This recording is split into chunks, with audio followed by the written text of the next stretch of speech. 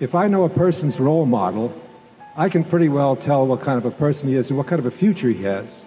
There is no reason also to look only for living models. The eminent dead are in the nature of things, some of the best models around.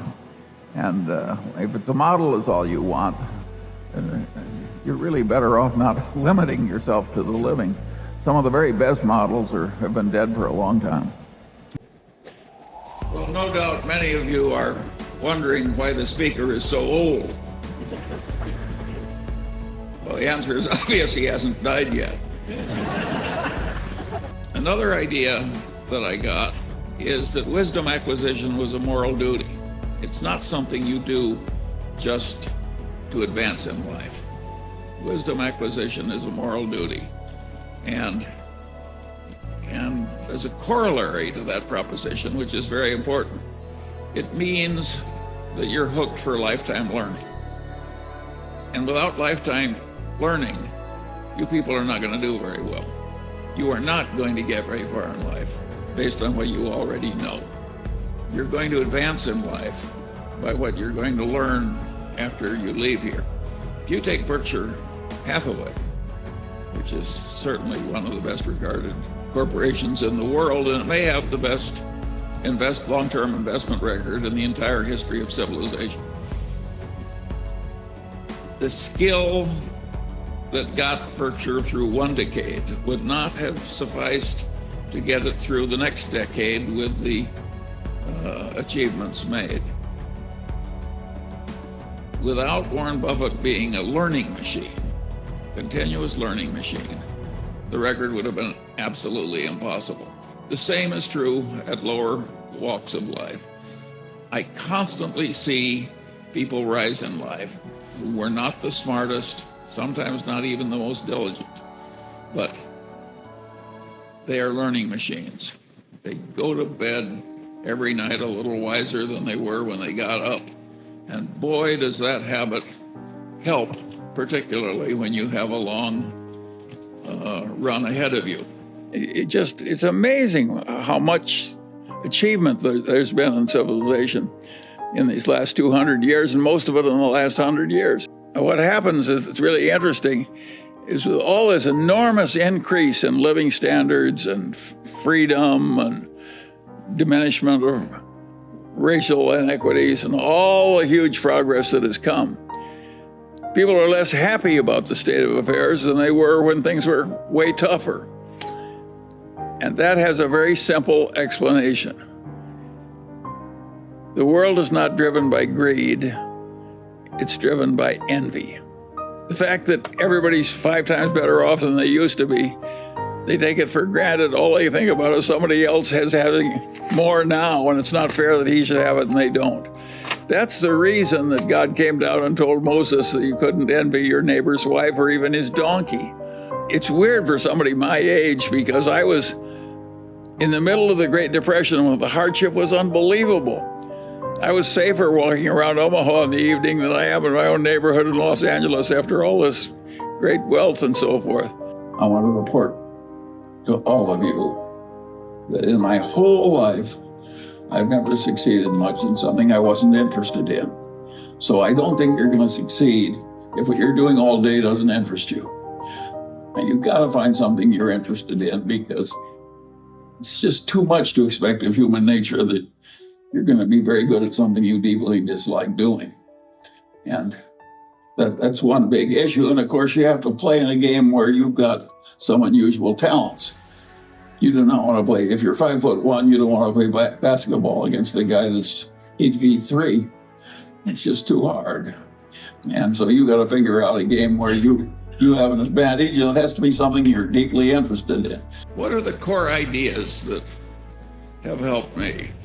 Well, luckily, I got at a very early age the idea that the safest way to try and get what you want is to try and deserve what you want. It's such a simple idea. It's the golden rule, so to speak. You want to deliver to the world what you would buy if you were on the other end. There is no ethos, in my opinion, that is better for any lawyer or any other person to have. By and large, the people who had this ethos win in life, and they don't win just money, just honors and emoluments. They win the respect, the deserved trust of the people they deal with. And there is huge pleasure in life to be obtained from getting deserved trust. Well, that's a wonderful question you've asked, because Warren and I both know some very successful businessmen who have not one true friend on earth, and rightly so. That's true. And that is no way to live a life. And if by asking that question you're asking, how do I get the right friends, you are really onto the right question. And when you get with the right friends, if you've worked hard at becoming the right sort of fellow, I think you'll recognize what you have, and then all you have to do is hang on. The toxic people who are trying to fool you or lie to you, who aren't reliable in meeting their commitments. The great lesson of life is get them the hell out of your life. Yeah. And do it fast. Do it fast. I think you're asking for a lot if you want some simple way of not being taken in by the frauds of the world. If you stop to think about it, enormously talented people deliberately go into fraud, drift gradually into it because the culture carries them there. And the frauds get very sophisticated and they're very slickly done. I think it's part of the business of getting wisdom in life that you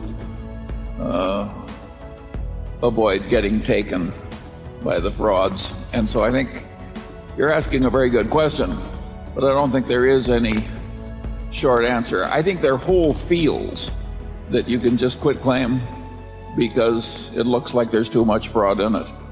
And I think we do a lot of that, don't we, Warren? Yeah. How many times have we been defrauded in the last 20 years, huh? Well, damn little that we can... It's amazing how little.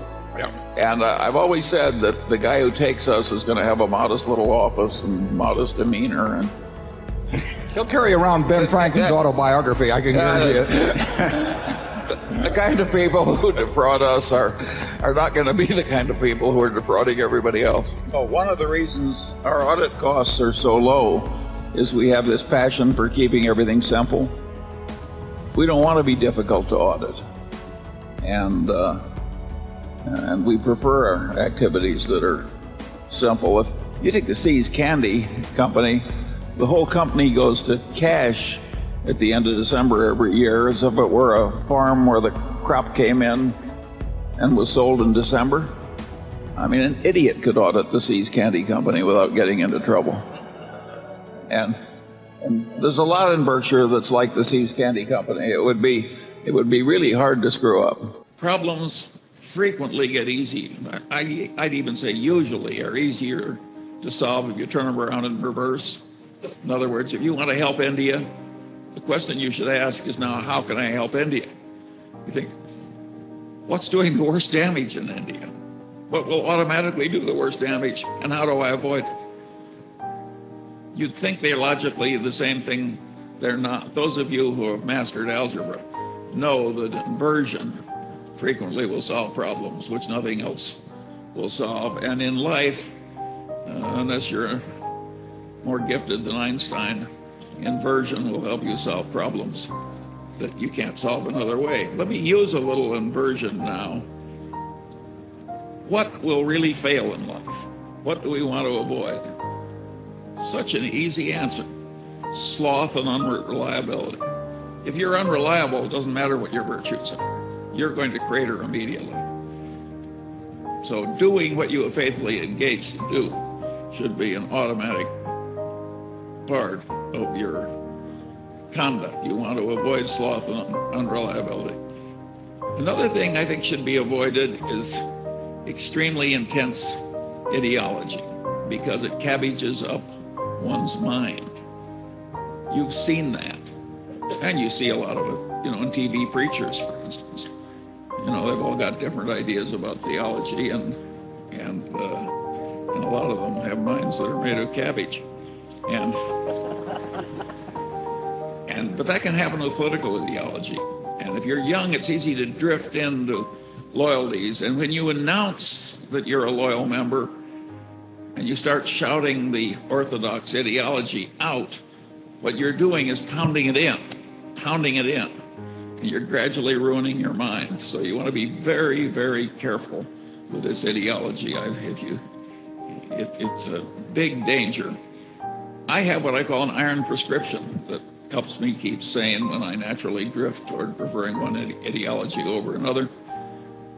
And that is, I say, I'm not entitled to have an opinion on this subject unless I can state the arguments against my position better than the people do who are supporting it. I think only when I've reached that state am I qualified to speak. Now you can say that's too much of an iron discipline. It's not too much of an iron discipline. It isn't even that hard to do. It sounds a lot like the iron prescription of Ferdinand the Great. It's not necessary to hope in order to persevere. That probably is too tough for most people. I don't think it's too tough for me, but it's too tough for most people. But this business of not drifting into the extreme ideology is a very, very important thing in life. If you want to have more correct knowledge and be wiser than other people, the heavy ideology is very likely to do you in.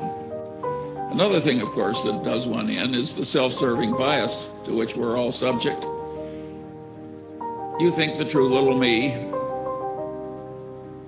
is entitled to do what it wants to do. And, for instance, why shouldn't the true little me overspend my income?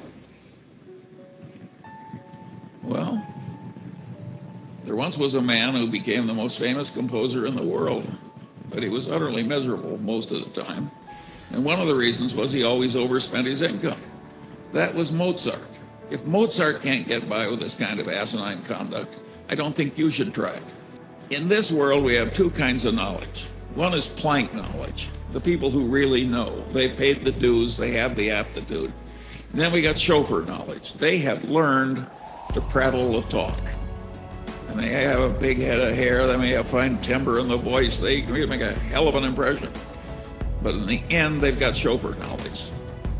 I think I've just described practically every politician in the United States. You know, the game in our kind of life is being able to recognize a good idea when you rarely get it, and or when it rarely is presented to you. And I think that's something you have to prepare for over a long period. What is the old saying, that opportunity comes to the prepared mind? And I don't think you can teach people in 2 minutes how to have a prepared mind. But that's the game. Yeah, at a deeper level of generality, if you have a passionate interest in knowing why things are happening, you always are trying to figure out the world in terms of why is this happening or why is this not happening. That cast of mind kept over long periods gradually improves your ability to cope with reality.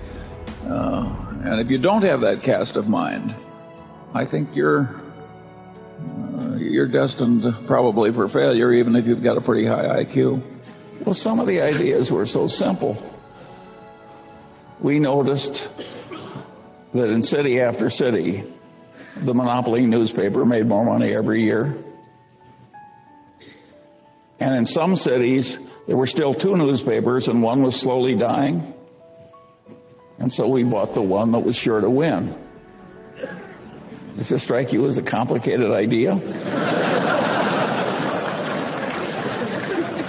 It's the new newspaper. And one time we did that with the Washington Post. We made $1 billion with 10 million. So a lot of these things are perfectly obvious, and you have to develop the knack of using the knowledge you have. Next. It's a knack. You have to work at it. It won't come in just over the transom because you'd like to have it. And on opportunity cost, going back to that, the current freshman economics text, which is sweeping the country, has right in practically the first page, and it says all intelligent people should think primarily in terms of opportunity cost. And that's obviously correct. But it's very hard to teach business based on opportunity cost. It's much easier to teach the capital assets pricing model, where you can just punch in numbers and out come numbers. And therefore, people teach what is easy to teach instead of what is correct to teach.